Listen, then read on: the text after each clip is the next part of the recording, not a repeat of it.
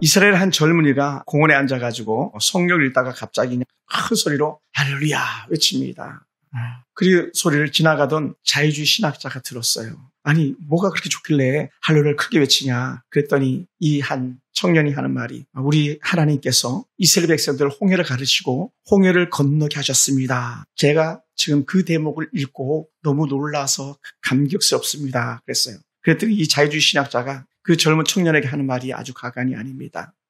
야, 젊은 청년이요. 홍해가 진짜 바다가 아니었어. 갈대밭에 지나지 않아. 그리고 그곳의 깊이는 몇 인치 되지도 않아. 그런데 뭐가 그렇게 놀라운가? 라고 그렇게 말하고는 청년을 실망시키고 길을 떠났습니다. 그러다가 조금 지나더니 또다시 할렐루야 소리가 들려지기 시작하는 거예요. 그리고 자유신학자가 다시 와가지고 아니 내가 금방 얘기했는데 뭐가 또 다시 하는가?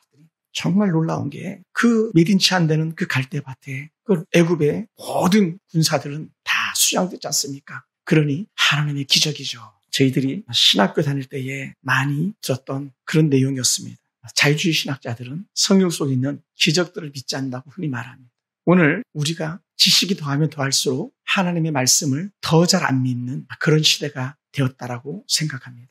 인본주의가 들어오면서 사람이면 모든 걸 다 할 수 있다라고 하는 그런 확실히 찬 삶을 살다 보니까 하나님은 필요 없어라고 밀쳐버리는 그런 시대에 우리도 알지 못하게 점점 세뇌되어진 것이죠. 사랑하는 성도 여러분, 우리의 이성이나 우리의 지성이나 우리의 감성이 따라가지 못해도 하나님은 여전히 역사하시는 줄 믿습니다. 우리가 뭐가 보여서 냄새를 맡을 수 있는 것이 아닙니다.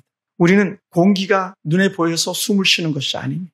우리는 눈으로 볼 수 없어도 어떠한 사물이 있음을 때로는 믿습니다. 우리의 촉각, 우리의 시각, 우리 다양한 감각들을 통해서 느끼지 못해도 우리는 여전히 하나님은 살아서 역사하고 계시다는 거예요. 우리가 믿거나 말거나. 또한 저나 오래된 우리 권사님, 집사님, 목사님들은 이미 그런 하나님의 은혜를 많이 경험했고 또 살면서 즉각적인 하나님의 기적들도 많이 체험한 그런 세대들인 줄 믿습니다. 그런데 그런 은혜의 기적들이 과거에서 끝나는 기적들이 아니라 오늘 여전히 우리 앞에 펼쳐지는 재현되어지는 하나님의 능력, 다시 경험되어지는 하나님의 역사가 되길 주님으로 축원합니다. 그래서 저는 오늘 교회에 있으면서 계속적으로 그렇게 마음에 소원했습니다. 하나님 절망하지 않게 하시옵소서. 내게 오히려 더 큰 하나님이 보여지는 은혜가 임하게 도와주시옵소서. 계속적으로 그렇게 마음에 소원하며 기도했습니다.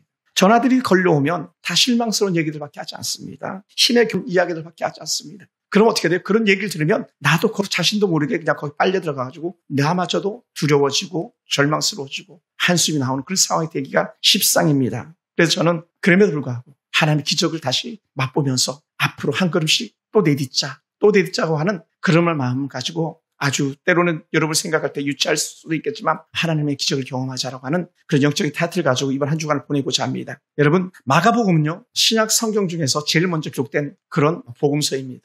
어떤 이들은 그렇게 말합니다. 마가복음을 기초로 해가지고 마태복음이나 누가복음이나 요한복음의 내용들이 더욱 확장되어졌고 더욱더 세분화되었다라고 합니다. 충분히 그럴 만한 근거들이 있기 때문에 그렇게 얘기했겠죠. 이 마가복음에 다양한 기적들이 나오는데 그 첫 번째 기적이 5장 1절에서 20절까지 이르는 거라사 광인의 기적입니다. 말 그대로 미친놈 회복시킨 예수님 말씀이죠. 악한 돼지떼에게 들어가 있는 그 귀신들이 바다에 몰살되는 그런 기적적 역사죠.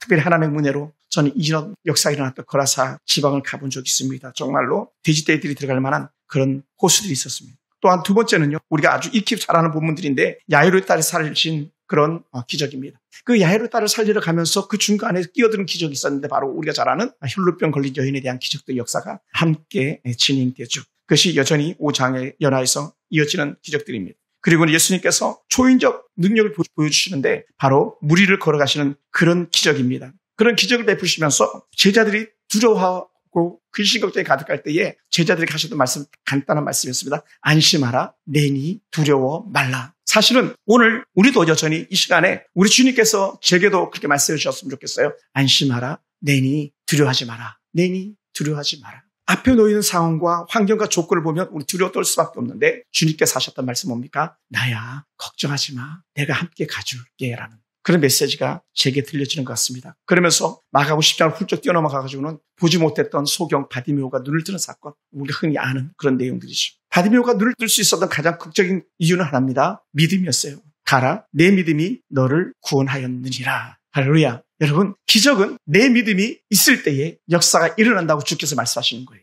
오늘 우리가 살아가면서 믿음이 없기 때문에 점점 하나님과 멀어진 삶, 하나님이 없는 것처럼 살아가는 것이죠. 근데 우리가 거기에 악한 사단의 술수에 쏘가서는 안 되는 겁니다. 가짜가 진짜처럼 보이는 이 시대입니다. 절대로 쏘가서는 안 됩니다. 이 시대를 사로잡고 있는 잘못된 사상과 철학 때문에 우리의 눈이 가려서는 안 됩니다. 다시 우리가 더 힘에 겨울면 겨울수록 우리 영적인 눈이 더 열려지기 원하고 더 밝게 보여주고 말씀이 들려주고 하나님의 뜻이 보여주는 은혜가 우리 가운데 있기 원합니다. 마지막으로 예수님께서 죽음으로 나아가는 그 극적인 시간에 한 무화과 나무를 보시고 열매를 얻지 못해서 저주하셨던 그런 사건들이 있습니다. 사실은 우리가 볼 때는 너무 생뚱맞은 기적 저주예요. 왜냐하면 무화과 나무는 이렇게 말할 수도 있을지 몰라요. 나는 억울해요. 왜? 예수님께서 입으로 시인하셨거든요. 아직 무화과 얻을 때가 아닙니다. 성경 제자를 통해서 말씀하시고 하나님의 말씀 아니겠습니까? 그러면 아직 열매를 얻을 때가 아닌데 나에게 열매가 없다고 저주하시면 난 억울하지 않겠습니까? 라는 거예요. 그런데 예수님께서는 우리에게 하고 싶었던 말씀이 무엇이었겠습니까? 주님이 원하실 때에 우리는 언제든지 그분의 필요를 채워줘야 되는 거예요. 근데 그것은요, 저는 어떤 거창한 것이 아니라 저는 이렇게 말하고 싶습니다. 믿음이라고요. 할렐루야. 할렐루야. 그래서 예수님께서는 이 사건 이후에 한마디를 툭 우리에게 던져주셨던 말씀이 뭡니까? 기도할 때에 무엇이든지 믿고 구하면 그대로 될 거야. 믿고 기도하면 역사는 일어난다는 거예요. 우리는 이 세 가지가 다 없어요. 때로는요. 뭐가 없어요? 너무 믿음이 없어요. 믿음이 없으니까 그냥 기도하지 않아요. 믿음이 없으니까 어떻게 돼요? 하나님을 경험하는 그런 삶이 없는 거예요. 그러니 저 사람이 믿는 사람인지 안 믿는 사람인지 성도인지 아닌지 너무 분별하기 어려운 거예요. 그리고 오늘도 어느 분 설교를 잠깐 이렇게 보다 보니까 가짜가 분별된 시대가 돌아왔다 이렇게 말하더라고요. 근데 다르게 아니고 교회 안에 가짜가 분별되는 시대가 돌아왔다. 여러분 사실 이 말 들으면요. 우리 다 두렵고 떨림이 있어야 되는 거예요. 왜? 나는 아니야라고 말하고 싶지만 정작 우리의 모습을 보면 정말 너무나도 작은 너무나도 연약한 그런 믿음의 모습을 바로 내가 가지고 있거든요. 여러분 그렇지 않습니까? 내가 성경을 보면서 성경이 모든 것이 다 믿어진다면 얼마나 감사하고 놀랍겠습니까? 그리고 내가 기도하면서 모든 것이 응답된다고 하는 그런 확신이 있다면 우리는 결코 두려워하지 않을 것입니다. 오늘 그 어느 목사님의 그 영적 메시지 한마디가 우리 심장을 두드리는 것 같습니다.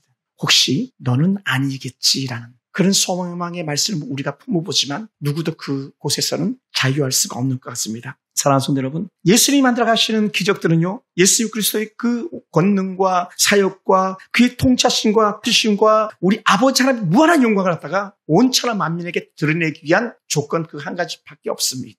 때로는 우리가 생각할 때는 우리가 좀 더 잘 먹고 잘 살고 부유하기 위해서 기적이 나야 되는 것 같지만 사실 그게 아니고요. 우리가 구하는 모든 것을 통해서 우리 아버지 하나님께서 원하시는 단 한 가지뿐인 것 같습니다. 그것은 뭐냐? 아버지 영광을 드러내게 하기 위함이죠.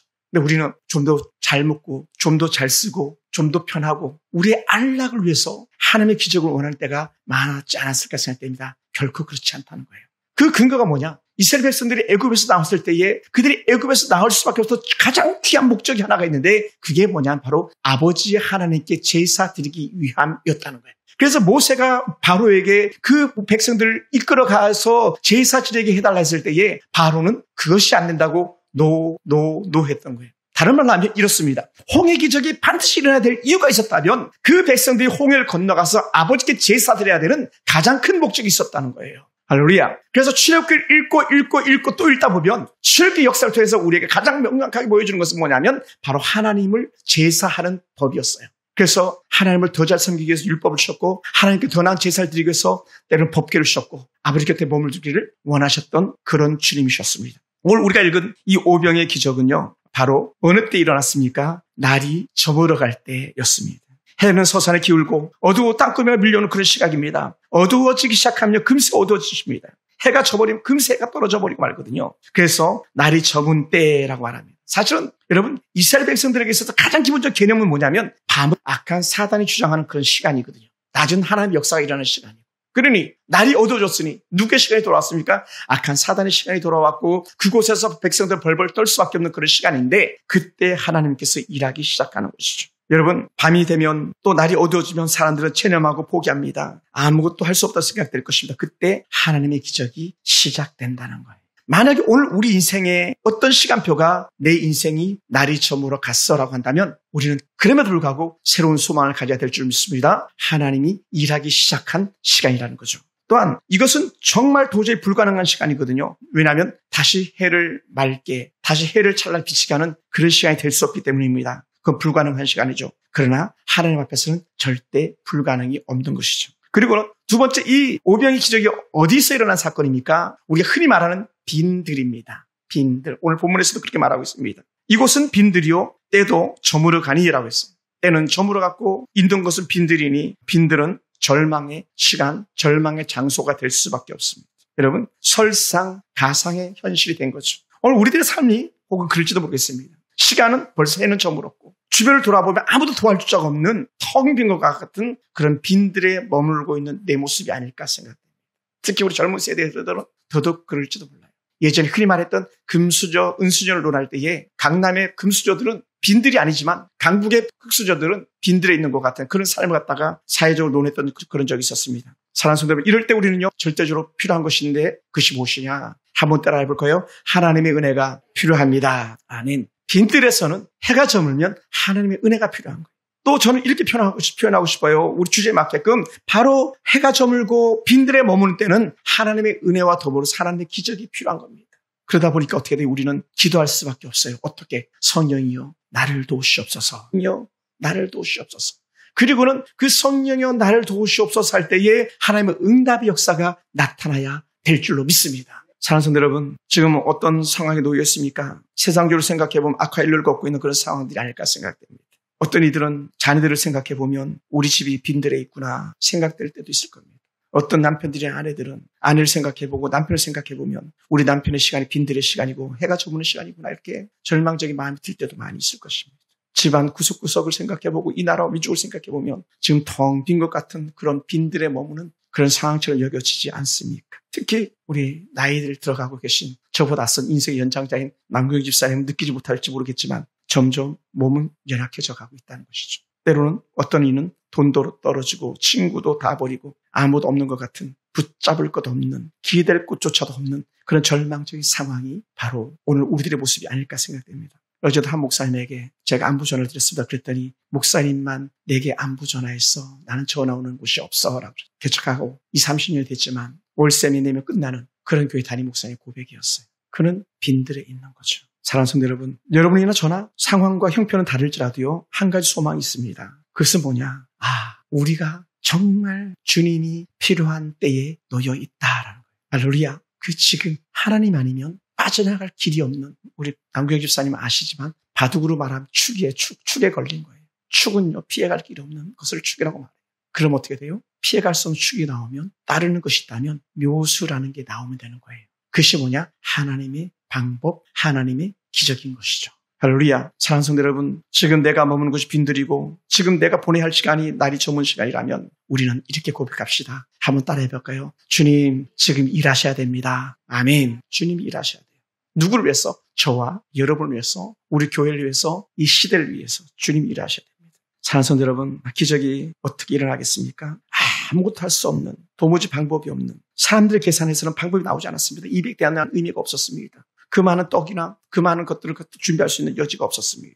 그럴 때에 하나님의 역사는 인간의 한계를 뛰어넘어가는 거예요. 지금 우리의 인생이 빈들에 놓여 있을지라도 하나님의 응답이 이루어진 것을 믿고 나아간다면 하나님의 역사는 여전히 진행될 걸로 믿습니다. 굶주려 허기진 상태일지라도 그 속에서 하나님의 살아계신 역사는 반드시 성취될 줄로 믿습니다. 때로는 우리의 기도의 응답이 지연될 수도 있지만 그러나 그 지연된 응답조차도 우리는 역사가 진행되는 시간인 줄 믿습니다. 할렐루야. 사랑하는 성도 여러분, 때로는 우리의 귀에 아무런 소식들이 들려줘도 여전히 우리 마음속에서는 이런 고백이 나왔으면 좋겠습니다. 하나님이 일하시고 계시는 시간이다. 하나님이 일하고 계시는 시간이다.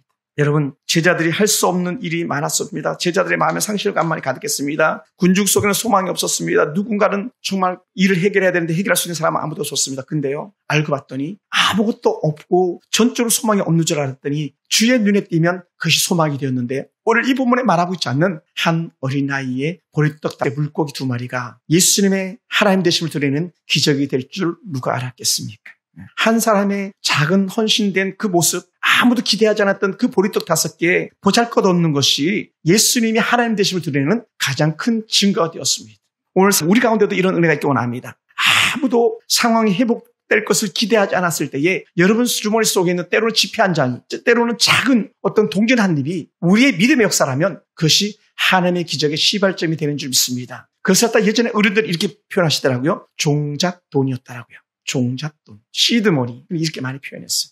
우리 가운데 우리 주변에서 하나님의 기적을 보는 영적 안목이 열리기를 원하는데 아주 볼 것 없는 볼품없는 보리떡 물고기 2마리와 같은 그런 가치 없어 보이는 저를 보세요. 저와 여러분이 하나님의 역사의 주인공이 되길 축원합니다. 아무도 무려 2만 명이나 사람의 숫자였기 때문에 보리떡 5개 물고기 2마리 가지고 뭘 하겠어라고 하면서 관심조차도 갖지 않았을 수 있는데 거기에 예수님의 방법 축사하시고 제자들에게 명하여서 갖다 나눠주라 하는 순간에 하나님의 역사가 이루어지더라는 것이죠. 알고 봤더니 주님은 어떤 분이셨는가? 그 어떤 일이 있더라도 주께 맡겨진 양들에게는 전적으로 책임져 주시는 그런 분이었다는 거예요. 우리의 필요를 누구보다 더 잘하셨던 그런 주님이셨고요. 양들의 필요를 누구보다 더 잘하시는 그런 주님이셨습니다. 알고 보니까 에스겔에서 약속했던 그 참된 목자가 바로 예수님이심을 증거해 보여주셨습니다. 그 내용이 이렇습니다. 에스겔서 34장 14절부터 10절 보면요. 예수님은 어떤 분이셨냐? 목자는 참된 목자, 선한 목자, 좋은 목자는 좋은 꼴을 먹이고요. 이스라엘의 높은 산에 그 양들 두시고 친히 양의 목자가 되신다라고 말씀했습니다. 그리고는 잃어버린 자를 찾으시는 분, 쫓기고 있는 자들을 갖다 돌아오게 하시는 분이고요. 상한 자를 싸매시며 병든 자를 강하게 하시고 그렇게 사는 목자가 나타날 것이다 했는데 그분이 바로 예수님이셨습니다. 진짜 목자, 참된 목자. 양들 위해서 모든 걸 내어줄 수 있는. 그래서 에스겔서를 볼 때마다 깜짝깜짝 놀랄 때가 있습니다. 단순히 성전에 대한 메시지인 줄 알았더니 참된 목자에 대한 메시지가 그 있었고요. 하나님의 은혜가 더한 것을 보게 됩니다. 사랑하는 성도 여러분, 우리가 이제 주님을 초점으로 더 의지할 때입니다. 우리도 마찬가지 선한 목자가 필요합니다. 좋은 꼴을 먹이시는 목자가 필요합니다. 정말 그 푸른 초장에 누워서 먹을 것이 없어서 헤매는 양떼들에게 좋은 꼴을 먹이셨던 오병이어 기적의 예수님이 오늘 우리 가운데 필요한 때인 줄 믿습니다. 아프고 상하고 찢긴 모습이 오늘 우리들의 모습 아니겠습니까? 얼마나 많은 상처로 얼룩져 있습니까? 저는 오늘 여러분에게 좋은 소리가 들려지곤 합니다. 하나님의 은혜 소리가 들려지곤 합니다. 정말 희망의 소리보다 절망의 소리가 더 크게 들릴 때에 우리는 귀를 닫고 하나님의 은혜 말씀에 집중해서 그럼에도 불구하고 하나님이 일하고 계시다라고 선언할 수 있다면 우리는 참으로 행복한 그런 성도들인 줄 믿습니다. 사랑하는 성도 여러분, 주님이 지금 우리 곁에 계시면 우리가 머무는 시간이 날이 저무는 시간도 괜찮습니다. 주님이 우리 곁에 우리와 함께 하신다는 그런 확신 있는 우리라면 우리가 머무는 곳이 빈들 같은 곳이어도 괜찮습니다. 아무도 기대해 주지 않는 그런 우리일지라도 주님이 우리를 기대해 주시면 이 민족을 기대하셨던 주님께서 이렇게 좋은 나라가 되게 하셨던 것처럼 우리 인생에도 여전히 같은 은혜가 임할 줄로 믿습니다. 할렐루야. 때로는 배도 고프고 때로는 근심도 있고 두려움도 찾아오지만 은한 여인이 자기 딸을 위해서 또다시 간청하고 해서 인생의 문제를 해결했던 그 어미처럼 우리가 우리의 가정과 우리의 형편과 상황을 주께 매달려서 우리 속에도 저녁에 일어나는 빈들의 기적, 그것이 오늘 저와 여러분의 삶이 되기를 주님으로 축원합니다. 할렐루야.